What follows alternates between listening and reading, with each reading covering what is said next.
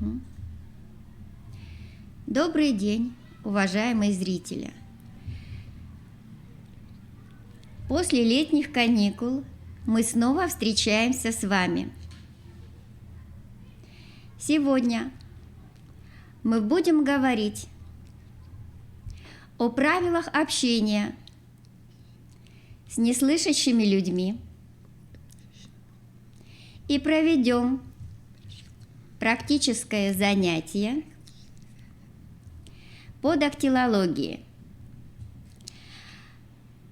Работать с вами будут Скорнякова Елена Васильевна,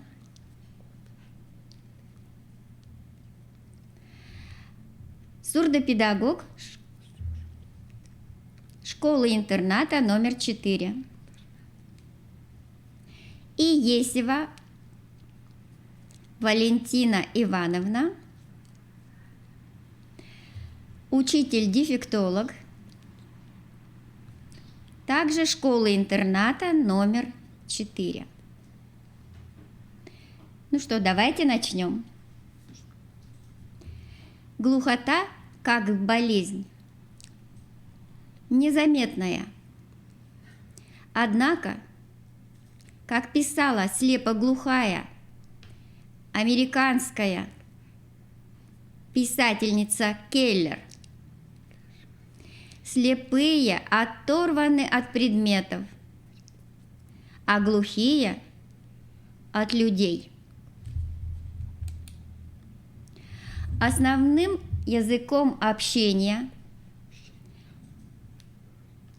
неслышащих людей в России является русский жестовый язык. РЖЯ. Это язык символов и образов.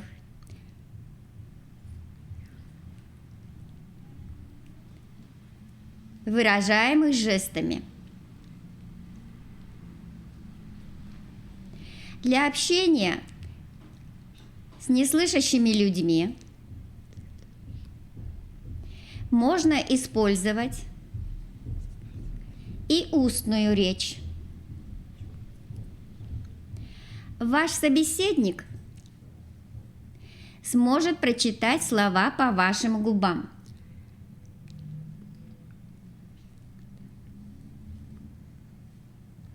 Для этого слова должны произносить медленно, разборчиво и хорошо артикулироваться. Можно для общения использовать и письменную речь. При дистанционном общении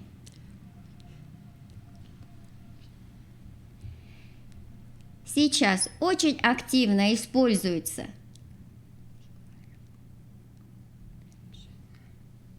СМС-сообщения и общение через интернет.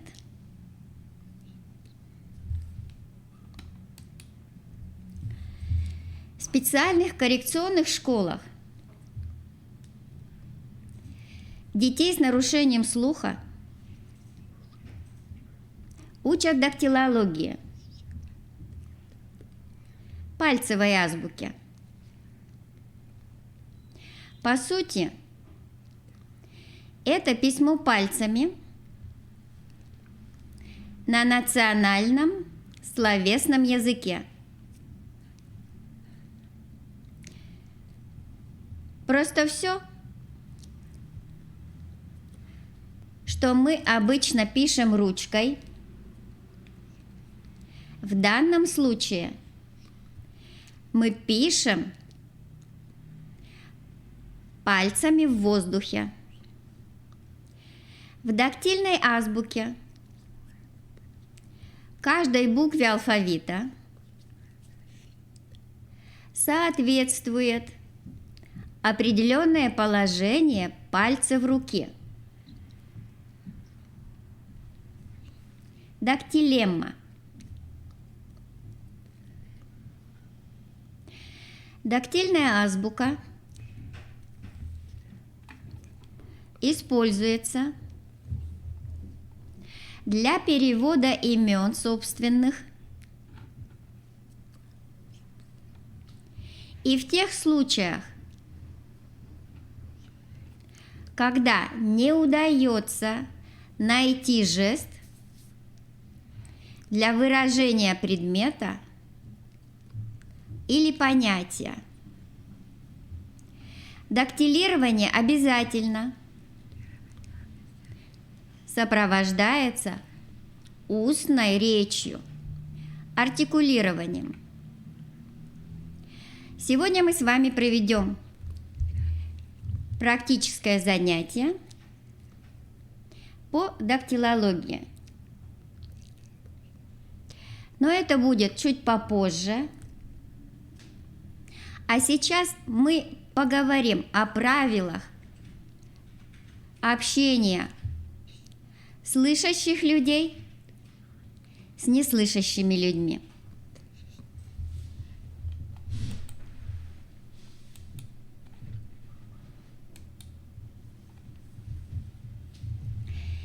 Первое основное правило. Признайте их равными.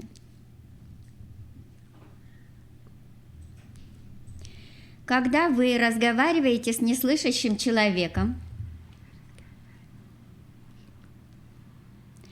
обращайтесь непосредственно к нему, а не к сопровождающему или к переводчику, которые присутствуют при разговоре. Рассчитывайте на свой здравый смысл и способность к сочувствию, и все получится хорошо. Вы должны знать, что использовать термин «глухонемой» неэтично. Глухие люди знают не только жестовый язык, но и русский язык. Поэтому для общения можно использовать и устную речь. При обращении к человеку, который плохо слышит, дайте ему знать, что вы собираетесь что-то сказать. Чтобы привлечь внимание, помашите ему рукой. Или можно слегка тронуть его. Не затемняйте свое лицо.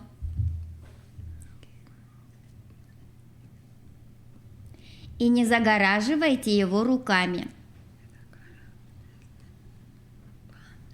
волосами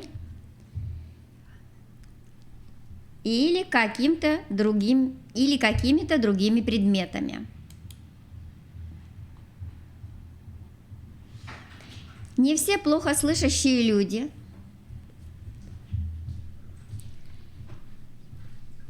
могут читать по губам. Лучше всего спросите человека об этом. Если собеседник владеет данным навыком,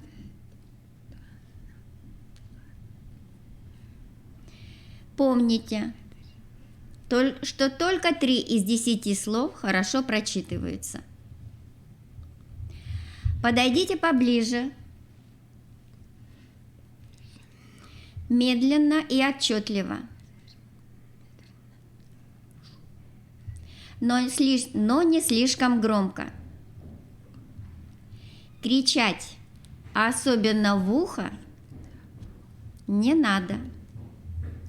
Снижение слуха часто сопровождается повышением уровня чувствительности и неприятием громких звуков. Иногда контакт достигается, если говорить шепотом, потому что улучшается артикуляция, что облегчает чтение с губ. Говорите ясно и ровно. Лучше использовать простые фразы, избегая несущественных, без обособлений и оборотов. Они осложняют понимание сказанного. Понимание смысла, передаваемое в речи с помощью интонации, почти недоступно глухим. Фразы с сарказмом, с иронией, насмешливые, могут быть поняты как нейтральные. Например, «И что это мы тут делаем?» По смыслу запрет на неправильное поведение. Будет понято как необходимость ответить на вопрос «Что делаем?». Если вас просят повторить что-то, попробуйте перефразировать свое предложение. Используйте любые общепринятые жесты и мимику. Если информация включает в себя номер, технически сложный термин, адрес, напишите ее, чтобы она была обязательно понятна. Если возникли трудности при устном общении, спросите, не будет ли проще переписываться. Для этого можно использовать как блокнот с ручкой, так и мобильный телефон. Убедитесь, что вас поняли. Не стесняйтесь спросить об этом.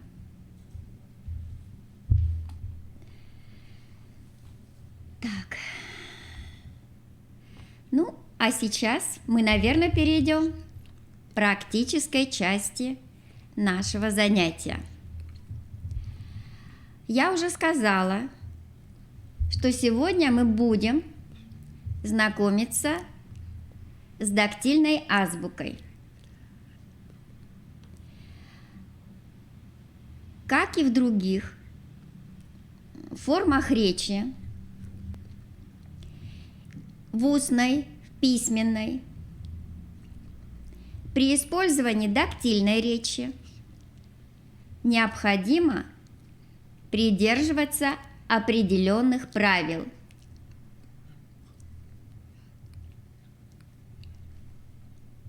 Первое. Дактилирование ведется в соответствии с нормами правописания по орфографическим правилам. Дактилирование обязательно сопровождается артикуляцией, одновременным проговариванием сообщения. Обозначение дактильных знаков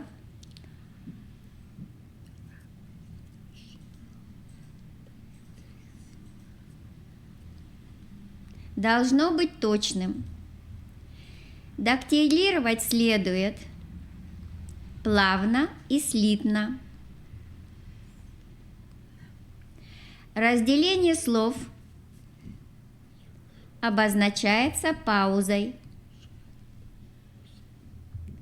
В конце фразы, сегмента делается остановка. Общепринято дактилировать правой рукой.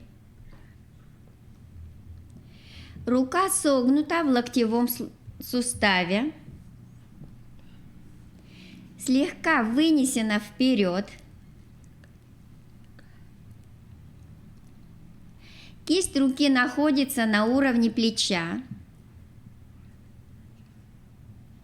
Вправо от подбородка.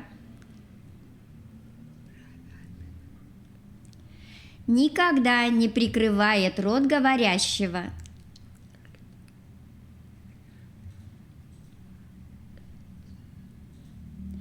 Держится свободно, без напряжения. Во время дактилирования рука остается неподвижной.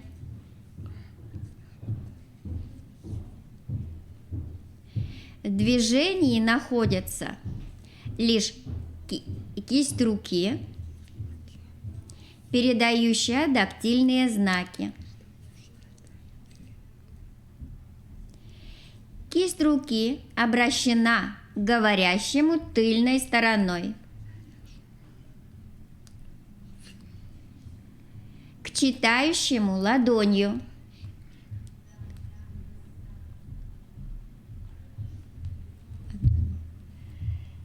Все. Правила мы с вами повторили. Сейчас мы с вами сможем перейти уже к практической части нашего занятия. Так, извините.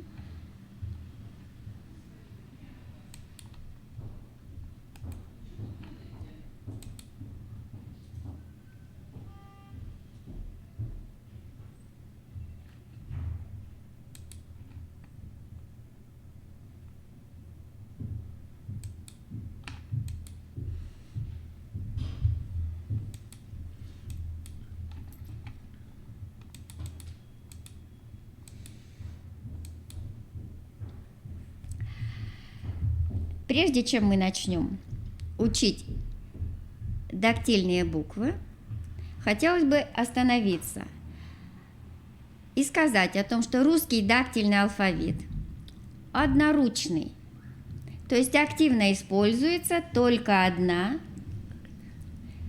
обычно правая рука. Был опубликован впервые дактильный алфавит в первой русской книге об обучении глухих, которая вышла в 1835 году. Автор этой книги Владимир Иванович Флери. Книга называется «Глухонемые». Большинство дактилем этого алфавита входят в современный русский дактильный алфавит.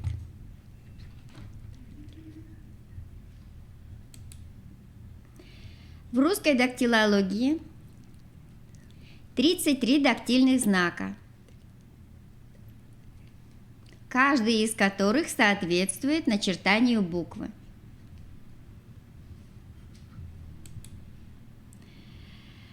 Дактилология, русская ручная пальцевая азбука, является специфическим средством общения. По функции дактильная речь тождественна устной, а по основе письменной речи. Например, мы с вами говорим «хорошо», а дактилируем «хорошо».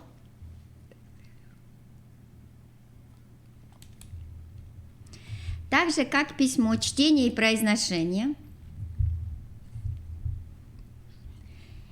при дактилировании строго соблюдаются правила, о которых мы с вами уже говорили.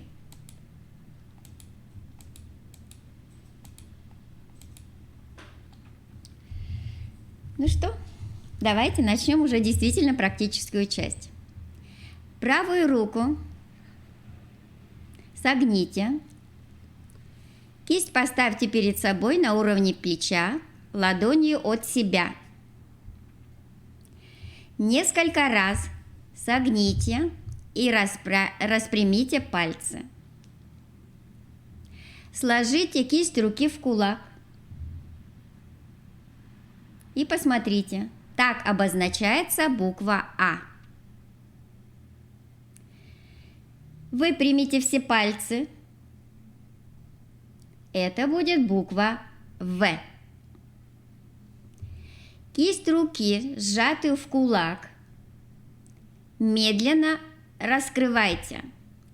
А, Е, Ё, С и В.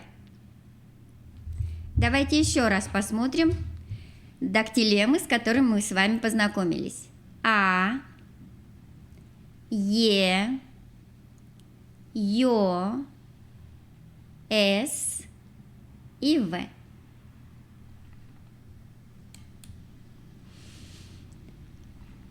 Можете еще раз сами повторить дактилемы.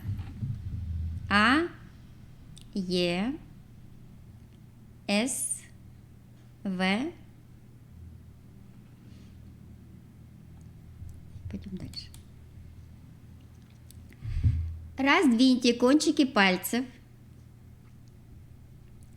Двигайте их справа по одному, затем одновременно. Кончику большого пальца поочередно прикасайтесь кончиками других пальцев. Указательным буква О, средним буква Р, безымянным буква Н, мизинец буква Ш. Давайте еще раз практически посмотрим, как обозначаются дактилемы. Буква О, Р, Н, Ш. Хвостик вниз, Щ. Продактилируйте еще раз эти знаки, но в обратном порядке. Щ, Ш, Н, Н, Р, О.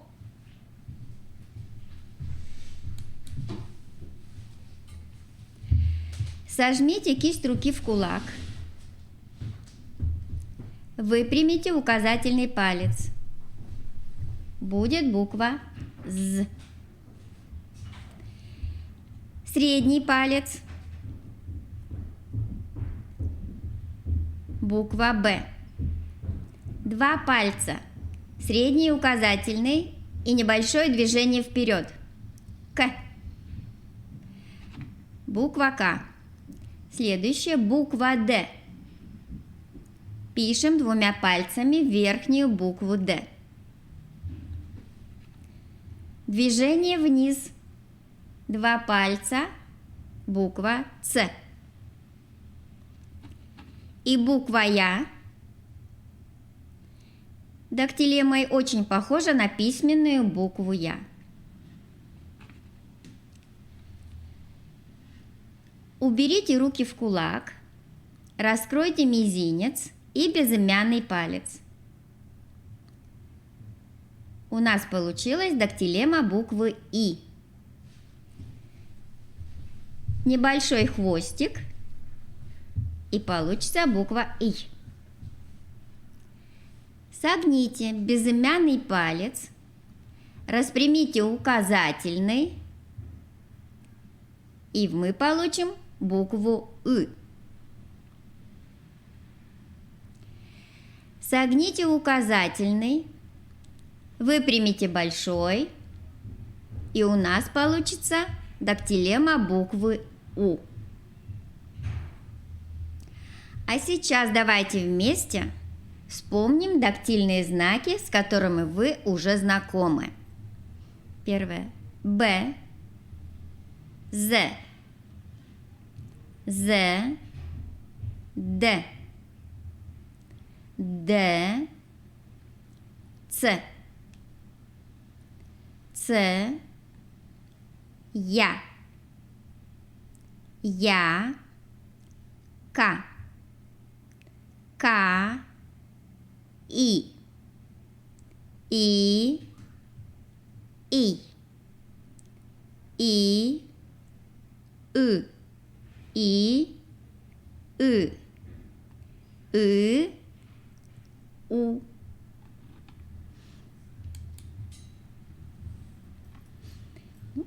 Теперь самостоятельно вы можете повторить, чтобы лучше запомнить дактилеммы. Сами. Следующее упражнение. Сожмите кисть руки в кулак.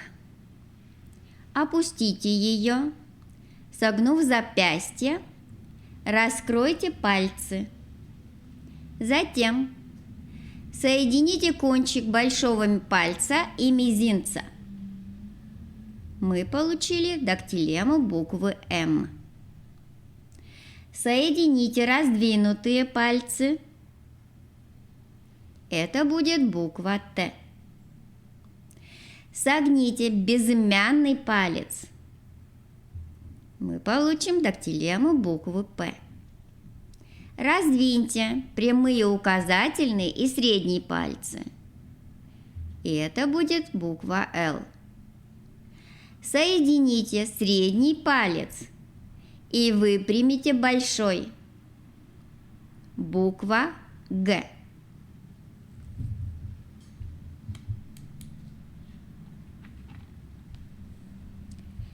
И следующее упражнение.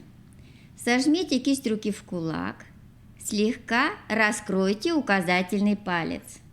Буква Х. Опустите большой палец руки. Буква Э. Выпрямите указательный и большой пальцы. Чуть наклоните кисть вправо. Мягкий знак. Поверните ее ладонью в сторону. Твердый знак. Давайте еще раз повторим дактильные знаки последние. Х, мягкий знак, твердый знак.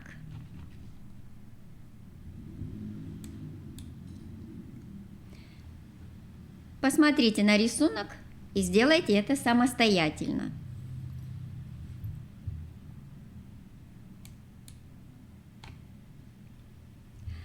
А теперь попробуйте продактилировать слова.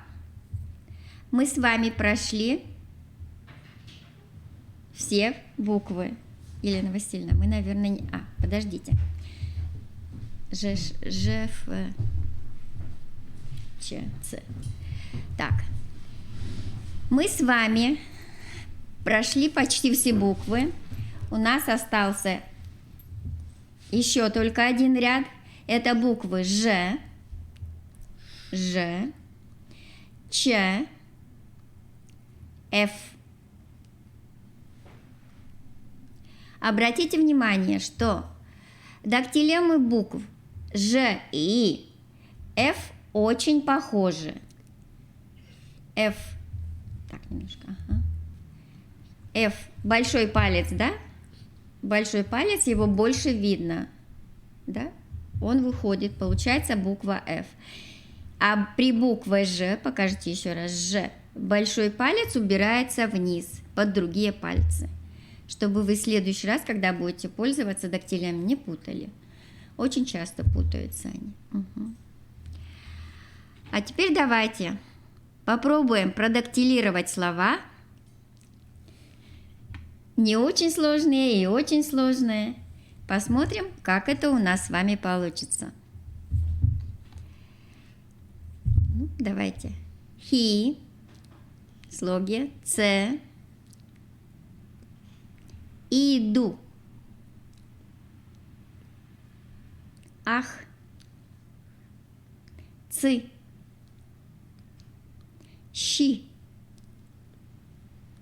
че, ха, пью, об, эле. Продактилируем слова. Хор, рынок, крыша, алоэ, эльф, функция,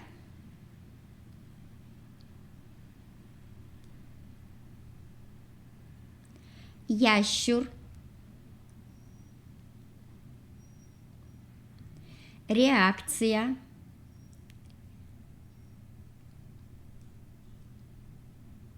яйцо, объявление,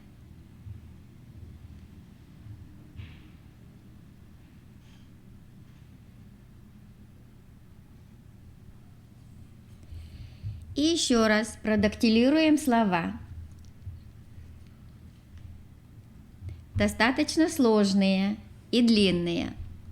Первое слово – автобиография. Авто, да. Авто. Биография.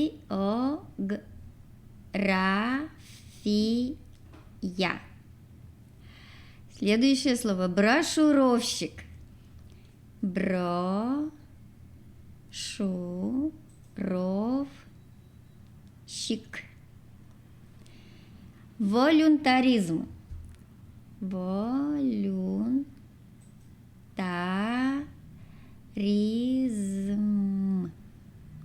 Демонстрация. Демонстрация.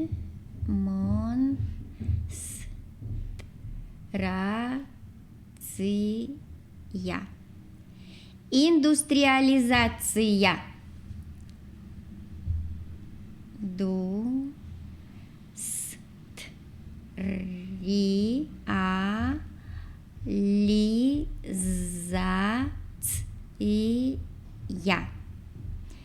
Конъюнктура. Конъюнктура.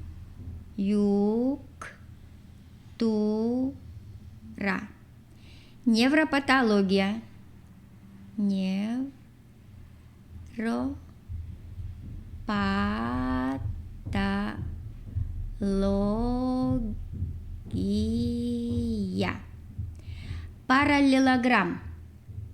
Параллелограмм. Штрейхбрехер. Штрейхбрехер. И энциклопедизм.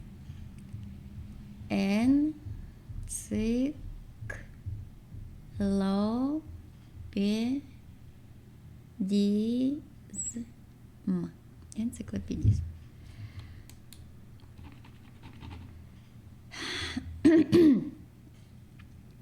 Чтобы еще раз попрактиковаться, переведем дактильно загадки и отгадки к ним. Светит, сверкает, всех согревает. Угу. Сверкает.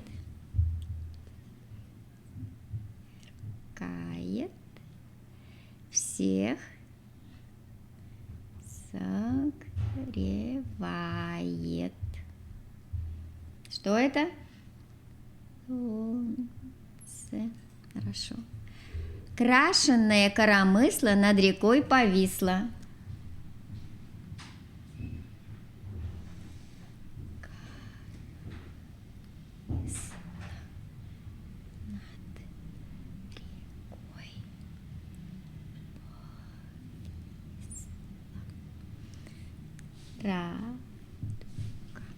Радуга. А теперь я бы хотела чтобы вы посмотрели, чем дактильная речь отличается от жестовой речи. Сейчас Елена Васильевна переведет нам пословицы. В первом варианте с помощью дактильной речи, а во втором варианте с помощью жестовой речи. Землю красит человек.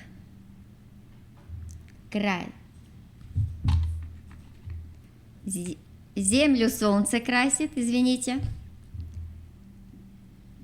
А человека труд. Мы перевели с вами пословицу с помощью дактильной азбуки. А сейчас переведем с помощью жестов. Как это будет смотреть? Солнце красит, а человека труд. Следующая пословица. Перевод дактильный. Нет тяжелее бремени, чем безделье. Как это будет с помощью жестового языка?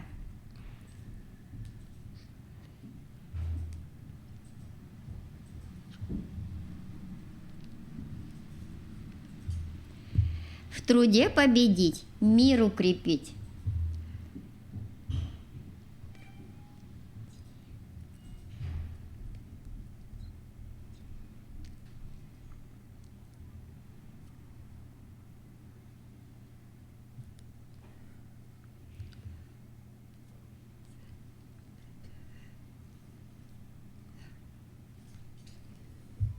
Спасибо, Елена Васильевна.